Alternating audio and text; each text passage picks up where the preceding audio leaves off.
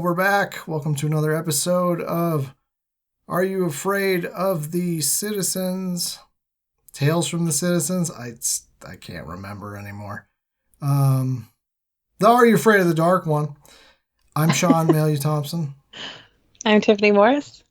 I think Tales from is the Dark Side one. No, it isn't because Dark Side Citizens. I got Dark both Side of them Citizens, wrong. yeah. I couldn't remember the Are You Afraid of the Dark one, though. Yeah, I think it's Are You Afraid of the Citizens? I'm pretty sure. Because I think I wanted to stick to the citizens at the end part. Because I think if it was something like the celluloid, it just wouldn't sound right. Mm-hmm. But yeah, we're talking about season 1, episode 6. Reportedly. We had a lot of trouble because, so I actually have Paramount Plus. And you go on that bitch, and it's like episode 6 is the tale of the captured souls, which, if you look on IMDb, is actually episode 7. And then, if you try other places, they have it mislabeled as, the prom queen episode, which is actually episode 12, as episode 6, I mean. Yeah, and Wikipedia says this one is episode 11 or something. I was like, what the fuck is happening? I just went off of IMDb. I apologize, listeners, if this is the wrong order, but I mean, getting past the numbers thing, fine. We're covering the tale of the super specs. So whatever number that is and however you find it, that's the episode we're covering. But I'm fairly sure this is 6. It Works seems for me, like an man. episode 6. Yeah, why not? Well, I mean, the Prom Queen one seems like a later series type thing. It does. I was actually surprised it was season 1 because it's just so good. Oh, sorry. I meant like later in the season, rather. But yeah, later series as well. But, yeah, I believe this is the first time we meet Sardo, no Mr. Accent on the dough. He's a series icon, mainstay. He is, but I'm wondering if all of his episodes are missing from Paramount Plus now. Why? I don't know. Like, I was going through this Reddit thread that was saying, like, they also don't have the Tale of the Something Dragon, which I think was a Sardo one. Well, maybe it's because he's trapped in an orb. Spoilers. Yeah. Or maybe... I was terrified that he's a kid. I'm sorry. I don't want to be a jerk now. But I just have to be real about this. Anytime it's like there's an episode and suddenly it's gone, my first thought is like one of the actors got in trouble. Yeah. But to the best of my knowledge, I can't find anything like that. So then I saw someone was saying maybe the different companies own the rights to different episodes, which doesn't make a ton of sense. But then it's like, I don't know how rights work. So yeah, that's true. I'm like, that's odd, but like, how would I know? It just seems really odd. Like, you'd think it would be like, well, we own episode 7 instead of like, we own you'd think it'd be we own season 7 instead of we own specifically episode 6. Right, because different series have different streaming rights across different platforms. Right, like I know, I think it's seasons 6 and 7, or 7 and 8, something like that. It was a different company, so it isn't on Paramount Plus because this other company owns the rights. I mean, it's fascinating stuff. Like, I don't want to go on too much of a tangent, but Emily she wanted to watch Homicide: Life on the Street, which was an NBC show, but because of having to clear all the music they used in it, it's not streaming. But she managed to find like the whole DVD box set for like $30 on eBay, so just bought it that way. A good argument for physical media. It is, because otherwise you're not seeing Homicide: Life on the Street unless you're pirating it. And I don't want to imagine that reality.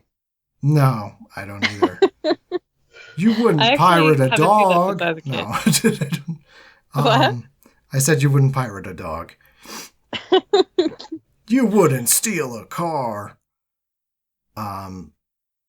Wouldn't die. Anyway, so yes. This is an interesting one in that it starts with Gary in his dad's magic shop with, Kristen, maybe? Yeah. With the blonde. Sure. And I mean, I'll probably share this, maybe share the audio from it in the beginning of the episode. But she's like, some of the guys have been saying, your stories haven't been that scary lately. And with total sincerity, he's like, really? Like, he's just like so hurt. Yeah. And it gets Poor all Gary. like soap opera-y. I'm like, that's pretty funny. Yeah, this episode feels very Degrassi throughout, which is Super interesting. Degrassi, yeah. Yeah, there's like weirdness at the end too. I made a joke about Gary, Kristen, and the other guy. I can never remember his name. The shorter guy. The one that gave her the necklace. Being in a throuple. They just have weird vibes, but I'm also now a full-grown adult, so I'm just making stupid jokes as well. But like, they also like clearly both have a crush on her, so I don't know if it's supposed to be like a love triangle thing, and like, it's Are You Afraid of the Dark? No one's in it for that, so. Yeah, but I'm still like, I'm getting like Scream at the end of Scream vibes, It's just like, just two dudes being bros, and then this lady. True. But yes, so this is a Gary story. I did, before we go further, I did want to mention, in terms of what I think we were calling the dad tally, the dad count, this is in fact a 0, despite the fact that Gary mentions his dad. I'm counting it as if we see the dad. Really? A dad mentioned? That should count as a half dad. No. I mean, I don't count it. Like, I'm only counting it if a physical person is there who says, I am a dad, or someone else says, that is my dad. Mm-hmm. So this is a 0 for me. No dads. No dads. Or there is a dad, he's just off screen. Yeah. I mean, I can believe that dads exist in this universe. We just don't see them very often. I know. I mean, because of all the confusion, I did start watching the Tale of the Captured Souls, and there is a dad in that. Nice. Yeah, which is nice. But yeah, no dads in that. Just a stand-in dad-like figure, or maybe more like an uncle figure. Sardo? I don't even know what he is. A dire warning. Just weird uncle vibes, I guess. Yeah. Not necessarily like touchy uncle, but more just like touched uncle. Kooky, yeah. It's just like, I do magic, and you're like, okay, Uncle Sardo. So yeah, I mean, so scattered on this one. Don't have the names in front of me, so I couldn't tell you who is who. Weeds and what's her face are in the story. Yeah, maybe I'll get my phone so I don't sound like an idiot. Because I don't want to just be saying the lady. This is also an episode where there's tons of vests. The vest count is through the roof. I know, there's a lot of vests in this. Like every scene has a vest, you guys. It's crazy. Peace sign necklace. Yeah. It's weird. It's like, it makes me wonder, like, you know what I mean? How like in the 90s they were doing sort of like a 70s thing sometimes. So I'm like, was that a 70s? Like, what was that? Yeah, there's definitely, but like, yeah, that's true. But like, not people quite were wearing tie-dye and shit. Yeah. So like, I don't know. She just sort of struck me as like Santa Fe 40 something. That's sort of the outfit. Just like the colored vest and the chinos. All right, let me find. Gonna be doing a bad show for a little while I find. They're named Weeds and Mary Beth. Mary Beth? Okay. Yeah. I know I won't retain that, but. Oh, the guy that plays Weeds has a Wikipedia entry. He's like a whole actor now. Yeah, I recognized him. I'm like, you've been in other stuff. I actually recognize you. So maybe he was just like, take that shit down. He was also in 8 Mile and the Fox series Bones. How about that? Yeah, alrighty. All right. And Sardo has it. He's been in stuff. It's just nothing I've ever heard of. Tons and tons and tons of voice acting. Yeah. And voice directing. Good for him. Yeah, Eugene Bird as Weeds, and oh boy, Gradney. I'm gonna say this wrong. Um, forgive me. Gradney Lelyveld Emiro What? is Mary Beth. Okay. I don't know what background that is. Certainly a compliment. Yeah, it sure is. It's also sure 90 is. degrees and I shut the fans off so there's no noise interference. So keep that in mind, listeners. Whatever, fuck it. Anyway, yes, so they go to Sardo's magic shop. They get the super specs, and Weeds gets this powder, and he does a spell that I think he finds in one of the books at Sardo's that's supposed to be like an open eye spell or an all-seeing spell. And as you can probably guess, then they see stuff with the super specs. Primarily Mary Beth. Yep. And it's related to April Fool's somehow. I guess because there's joke stuff in a magic shop. Yeah, it was interesting. I was really paying attention to the objects in the shop, possibly for the first time I've ever watched the show.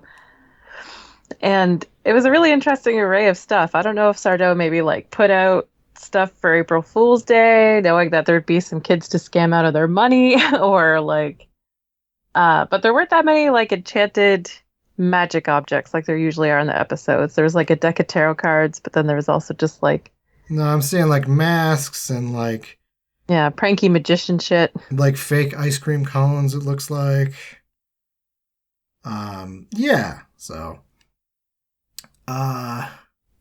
So yes, Mary Beth puts on the super specs and she starts to see these, let's say, shadow figures. Mm-hmm. Genuinely unsettling. They are. It's funny how Are You Afraid of the Dark will do these very budget things as a scare effect, but then it's very effective. Almost, I would say, because they had no budget. Yeah. So they're totally. just let's just put everyone in all black and then a black face covering where there's no features. Yeah, and they're not even morph suits, right? They truly seem like people who are shadows. Yeah. So it's the clothing is all black, but it's not just a morph suit silhouette or anything. They're wearing dresses and different things. Yeah. Which is an interesting effect. I think it adds more realism. Yeah, it does. I mean, it reminds me a little bit of how they just painted a guy entirely white to be a ghost in Tale of the Hungry Hounds. But it it's not an effect. So you're just that's just a guy painted white. It's truly startling. If you were walking the street and saw a guy totally painted white, you'd be like, what the fuck? Yeah. I feel this guy's going through something. I do to avoid him. Maybe that's bad. Maybe I should be offering him help. Cosplaying as a ghost or has a pigment disorder. That affects his clothes? Well, and then he paints his clothes to fit his skin. I don't know. That's what it does. It's a powder situation where he wears mostly white to blend in with his weird skin. Yeah, I don't know. I'm struggling to, most of the episode is just she sees shadow figures and then Weeds is being a little weird. He puts he puts some powder in this girl's yogurt and her voice starts to sound like a squirrel. Right. The chipmunk. Chipmunk, yeah. And he's playing basketball and he sprinkles a little of the powder on the ball, and then he, doesn't get the shot, but then he's throwing it behind his back and it swishes, and so stuff like that. Pretty low stakes stuff compared to what Mary Beth is going through. Right. Mary Beth is full on losing her mind and he's just I can't get a basket. And so, yeah, there's that kind of classical horror trope of she throws out the glasses, gets back home, they're still in her bag. And she starts to notice when she's in her house, she puts them on, she sees a tea kettle going, takes them off, tea kettle isn't going, puts them on, the fire's going, takes them off, obviously nothing. So she goes to Sardo and is like, what's the deal? And Sardo, being a huckster, is like, oh, I know what happened. And the funny thing about his character is like the gag is he always actually says what is happening, but he's just making it up. Right. But he just always happens to like say what. I mean, it's interesting too in that it's cartoon logic where it's like, if Sardo was really trapped in a crystal ball, then how come he keeps coming back? Yeah. Because he's a figment of Gary's imagination, or just like Gary working out his issues with his dad through the character. Yeah. So he has to come back. My conspiracy is Gary doesn't actually have a dad. He makes that up. And he just is friends with the guy that owns the magic shop. Yeah, like who actually owns a magic shop? Well, his quote unquote dad. I'm sorry, quote dad unquote. I don't know. I'm just being nitpicky now on the vernacular of that. Yeah, I don't know. And then they try to get rid of the shadow figures, goes horribly wrong, and they get trapped in a crystal ball. There's a wonderful moment where it's just like numinous terror, like just these two giant eyes and like a triangle of light, and they're just like, you've messed with the fabric of the cosmos. Basically. And they're just freaking the fuck out. Of course. How could you not? You're in the presence of whatever it is. Eyes in the darkness that are like probably 20 feet up. Yeah. Like, it's terrifying. Even as a kid, I remember just being like in awe of that depiction. And just like genuine sense of dread. Just like, how are they going to get out of this? They're in like this no place, this liminal nothingness. And the spoiler is they don't. I mean, they just get trapped in a crystal ball. Definitely something I didn't think when I was a child watching this was like, you know, the lady in black takes off her hood. And I'm like, wow, she's sort of a bad bitch. Or if I thought that, I wouldn't have phrased it in those terms at 12. Would have been something way dorkier, like, she's pretty. Yeah. But yeah, I don't know. I was just like, all right. Like, but I do love the effect of like, they cut away and then it's like a dude that sort of looks like Weeds and a girl that sort of looks like Mary Beth. Yeah, and they're dressed similarly. And they're dressed like very similar, but they're not the same people. Yeah. So yeah, it's definitely getting into like mirror dimension type stuff. Yeah, and like the woman explains, which I guess it's a kid's show, so you have to explain. I feel like if it was for an adult audience, you wouldn't need to kind of put a cap on it like that, you know, just like explain what's going on. But she explains that it was a mirror universe and she took care of them, so. Yeah, my only questions now are like, so it's established that she's wearing an outfit with the black over her face. So who's everyone else? Yeah, I don't know. I mean, it's a kid's show, so I don't think you're supposed to overthink it too much. I assume, like, maybe they were all involved in some sort of occult ritual, or maybe she had to adorn that. I mean, maybe they didn't. Yeah, maybe they just were like, oh, this is creepy. I don't want them seeing our faces. Yeah. But yeah, and then the episode ends and Gary does his like, and I'm going to give you all X-ray specs. And he hands them out to everyone and they're like, and they scream and run away. And obviously it's what's his nuts in a fucking all black suit. I got to look up what this fucking kid's name is. I always forget his name too. Bothering the hell out of me. Is it Sam? Or is the girl named Sam? David? Maybe David.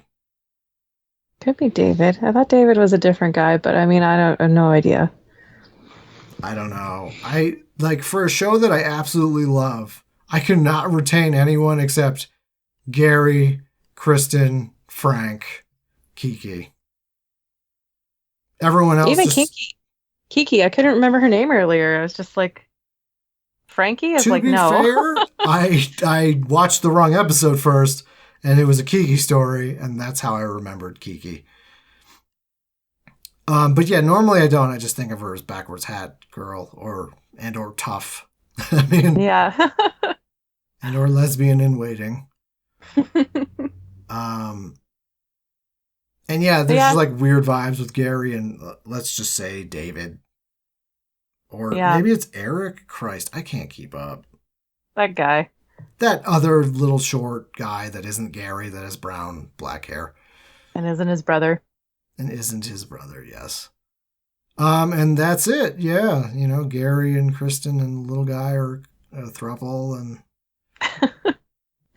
And everybody is satisfied with Gary's scary story, which is great because, like, Gary's stories, I agree, are pretty hit or miss. Like, it is sort of funny that they'd go off on this whole, like, the leader of our spooky club is, like, he's slacking. Like, what, are they going to oust him as leader because he's not scary enough anymore? And I guess maybe that's the implication. Yeah. It really is like a Skull and Bone Society or, like, the Freemasons or something. They're just like, if you can't hang, we excommunicate you from our club. Does it end up being like a sort of generational thing, like their parents did, or did Midnight Society? That's a good question because I remember. I gotta look this up now. I guess it would be 6 and 7. They do switch to a different cast. Yeah, they do. So I don't know whether that's supposed to be like. I mean, I thought the implication was basically the original Midnight Society like aged out and they were now in like college and stuff, or like older high school. They should have done the college years. Yeah, so they like handed. I would love to watch College Years. Are You Afraid of the Dark? Are you fucking kidding me? That would be some sketchy stuff. It would all be like date rape and like drunk driving killings and like. It would be crazy. I kind of want to write a spec script now. I know, right? This could be a project, Sean. Neither of us have enough to write. Oh man, no one would buy this. No one would buy it. They'd be like, no. You'd have to rename it something else. Yeah, you just have to pretend it's not. You just have to pretend it's not literally what we just pitched. Yeah. Yeah. It's like, no, it's not. It's just called Afraid of the Dark, Are You? Question mark. College Years. They'd be like, why is it College Years then? Like, that's one of my favorite stupid things TV shows is when they decide to do like a spinoff, they'll just like tack on a thing. So it'd be like Boy Meets World, College Year. I don't think they might have had that, but it was named something. But you know what I mean? Like it just followed them into college. But yes, I mean Degrassi is a great example of that. It's the like Next Degrassi, Generation, right? That's what Next it was. Generation, the New Class or Next Class, I forget. Yeah. I've watched all of them except for Kids of Degrassi Street. So I've wasted my life. I haven't, but my sister's seen like all of the New Kids or Next Generation, whatever the one with Drake was. She's seen all of them. And we watched like we watched the one where he gets addicted to Adderall and is playing basketball. And oh, that's a good one. And then we watched the very first one, which is mad sketch because it's like about stranger danger and this like girl almost meets this random guy in a hotel room. Yeah. The Drake years were really good Degrassi years. It sort of. I know he does end up in a wheelchair eventually. How does he end up in a wheel? Well, I don't want to spoil it actually. Oh, he gets shot, and I won't say more than that, but it's very dramatic. Man, that's fucked up. Degrassi is all sorts of drama. It's a bad school. I hope that Are You Afraid of the Dark kids never go there. We don't know anything about their education, which is interesting. Nope. Like we hear sometimes them like, I got to study for a test, but I'm like, where? Like what grades are you in? I don't. Like you're hanging out at midnight. Is it the weekend? Is it the weekday? I think they wisely never explain whether it's weekdays or weekend. But there's definitely one where the guy's like, oh, I got to study for this test. I'm like, so does that mean school's tomorrow? Yeah, like. Is it midnight on a Wednesday? Like, go to bed. Or do you think they, like, just say it's midnight, but it's actually, like, 7 o'clock? It could be. It's, like, only a mile from all their houses, respectively. Yeah, like, when you're a kid, midnight seems like a really spooky time, right? And then you become an adult and realize it's 3 a.m. that's spooky. Or 5. Yeah. When the birds start singing, you realize you've been up all night. Yeah, man. I don't know. Yeah, that's Are You Afraid of the Dark? Yeah, it's one of the best. So if you haven't watched it for some reason and you're listening to this instead, go watch it.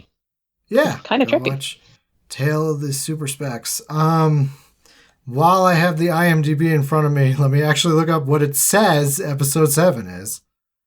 So we're not doing the rush around. It was, comedy of errors. I was like, which one did you watch? She was like, The Prom Queen. I'm like, ah, shit, I was watching Tale of the Captured Souls. It was neither of those. It was neither. Either. So yeah, Tale of the Captured Souls, it says is episode 7. Family moves to a small house in the summer where they befriend a young man and start feeling weaker every day. Nice. That's not a great description of what I think that episode is. I was pretty sure it was like a Airbnb type situation. So like, I guess technically they do move to it, but I'm like, they're not living there. It's like a summer place. Mm-hmm. But this makes it sound like they moved there entire. Maybe they did. I don't know. I don't remember it very well at all, so. It's like mirrors and it's always mirrors. it's like a kid with real sticky uppy hair who turns out to be old. Okay.